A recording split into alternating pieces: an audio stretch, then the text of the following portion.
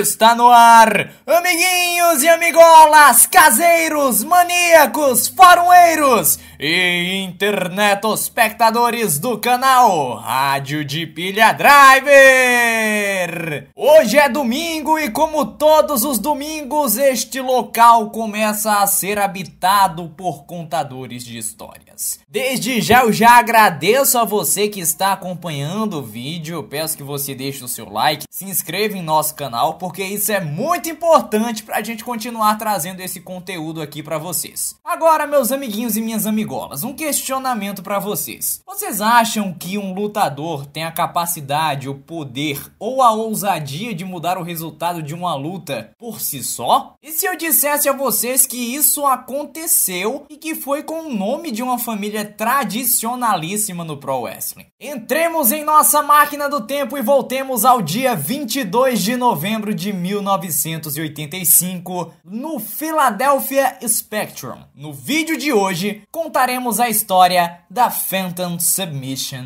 Match.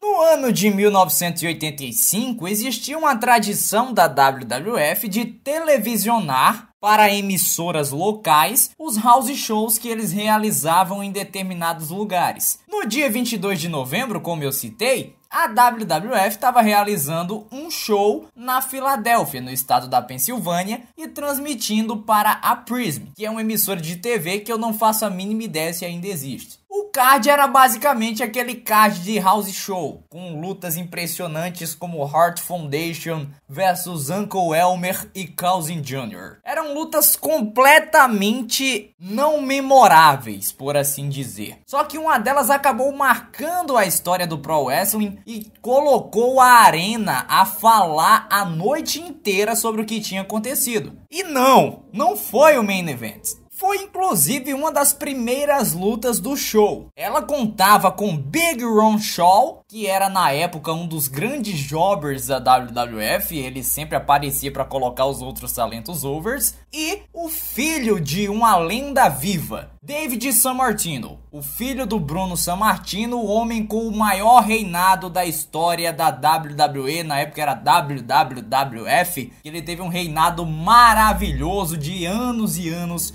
como campeão. Mais precisamente por 7 anos, 8 meses e 1 dia. O Ron Shaw, como eu já falei pra vocês, era um jobber. Mas o David Sammartino, quando estreou na WWF no ano de 1984, foi elevado rapidamente a um patamar de topo. Ele recebeu inclusive uma luta na primeira WrestleMania, em que acabou em Double DQ contra o Brutus Beefcake. E ele sempre estava no main event dos shows, principalmente por conta da figura lendária do seu pai.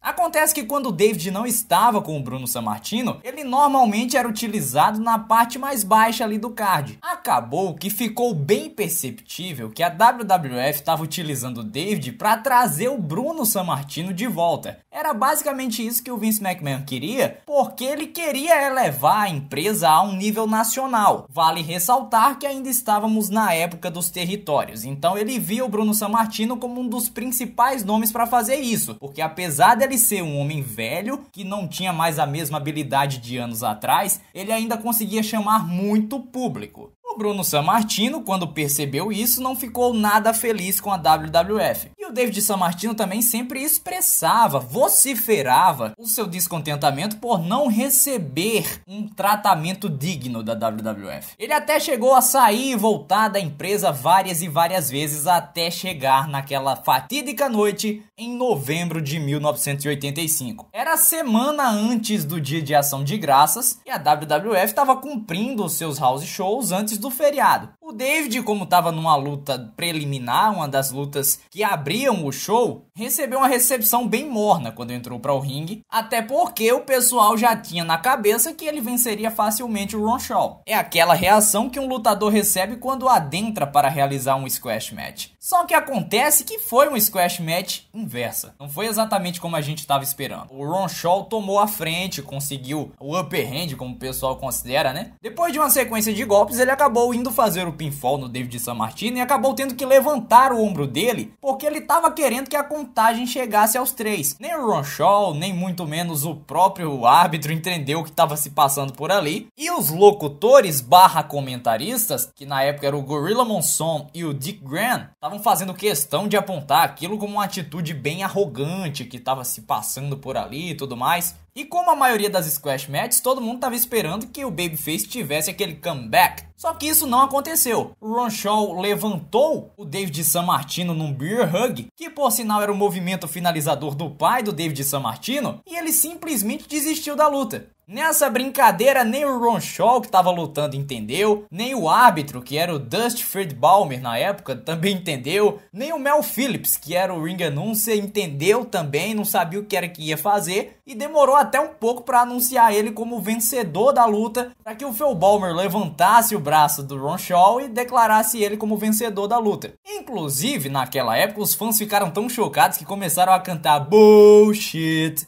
bullshit. Sim, naquela época o público já era um pouquinho hostil lá na Filadélfia. Monsoon, que era um dos grandes amigos do Bruno Sammartino na época que eles atuavam juntos na WWF, tentou fazer o melhor comentário possível diante daquela situação. E ele estava convicto que o David Sammartino não tinha pedido arrego, que tinha sido um erro, porque o David Sammartino nunca desistiu na vida dele e tudo mais. Só que claramente o David Sammartino desistiu da luta. O incidente acabou ficando conhecido como a Phantom Submission Match. O David admitiu que ele mudou o resultado da luta, ele estava apto a vencê-la, só que segundo ele já estava muito farto do que o Vince McMahon estava fazendo nos bastidores, e esse foi basicamente um ato de mostrar o dedo médio para o Vince McMahon, que ele considera uma pessoa extremamente arrogante. Esse foi um dos principais problemas envolvendo a família Sammartino e a WWF, que percorreu vários e vários anos até que o Bruno Sammartino acabou sendo induzido no Hall of Fame. Aí você se pergunta, como é que o David Sammartino jogou a carreira dele fora desse jeito? Digamos que a sentença de morte acabou nem sendo essa luta. Ele voltou à WWF depois, foi utilizado nas preliminares novamente, só que ele acabou sendo demitido quando em um show realizado em Nova York, um fã cuspiu nele, ele agrediu o fã e simplesmente não teve como o Vince McMahon continuar com ele como contratado. Inclusive, o Bruno Sammartino chegou a afirmar que esse fã que cuspiu no David seria uma pessoa plantada pela WWF para prejudicar a carreira do filho dele. Foi muita confusão, mas a verdade é que a carreira de David Sammartino ficou manchada simplesmente para que eles mandassem uma mensagem para Vince McMahon e suas políticas de bastidores. Esse, amiguinhos e amigolas, foi o episódio que um lutador mudou o resultado da sua própria luta. Muito bem, se você acompanhou esse vídeo, faça aquilo que eu disse no começo. Se você não fez, a hora é agora. Deixe seu like, se inscreva em nosso canal, curta nossa página no Facebook, nos siga no Twitter, porque na quarta-feira vai ter vídeo novo por aqui. Agradeço aos parceiros, a galera do WrestleManiacos, do House of Wrestling, do Fórum de Pro Wrestling, do canal NBO Wrestling, Pro Wrestling News Brasil e de todos os grupos do Facebook que também nos têm apoiado. Quarta-feira estamos de volta aqui no seu canal Rádio de Pilha Driver. Tchau, tchau, galera! Fui!